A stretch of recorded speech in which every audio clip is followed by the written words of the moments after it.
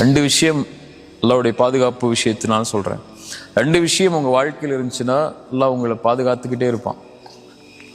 முக்கியமான அறிவுரையை எடுத்துக்கோங்க. இது இந்த ஒட்டுமொத்த இந்த அமர்வுகளையும் எனக்கும் உங்களுக்கும் நான் சொல்லக்கூடிய மிக முக்கியமான அறிவுரையில் இது ஒன்று. ரெண்டு விஷயம் உங்கள் வாழ்க்கையில் இருந்துச்சுன்னா அல்லாஹ் உங்களை எல்லா இடத்துலையும் பாதுகாப்பான். ஒன்று, குர்ஆனை காலையிலையும் மாலையிலையும் ஓதுங்க. ஒரு பக்கமாவது, அதில் 5 ஆயத்தாவது குர்ஆனை திறந்து, மொழியாக்கம் தெரியலனாலும் கூட பிரச்சனை இல்லை, குர்ஆனை திறந்து காலையில் ஒரு 2 நிமிஷம் ஒதுக்கி ஒரு 5 ஆயத்தை ஓதுங்க. உங்களுக்கு அவ்வளோ வேலையே இருந்துச்சுன்னா அதுக்கு மேலே ஓத முடியாத அளவுக்கு, அல்லது இரவு தூங்கும் போதோ மாலையிலேயோ 5 ஆயத்து குர்ஆனை ஓதுங்க. 5 ஆயத்துங்கிறது 5 ஆயத்தை தான் ஓதணும்னு நான் சொல்லலை. அவ்வளோ, அதை விட உங்களுக்கு நேரம் இல்லை அப்படிங்கிற பட்சத்தில் சொல்கிறேன். குறைஞ்சபட்சம்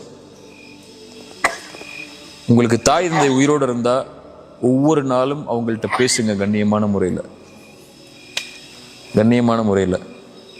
இந்த ரெண்டை நீங்கள் செஞ்சீங்கன்னா அல்லாஹ்வுடைய பாதுகாப்புலேருந்து நீங்கள் விலகவே மாட்டீங்க.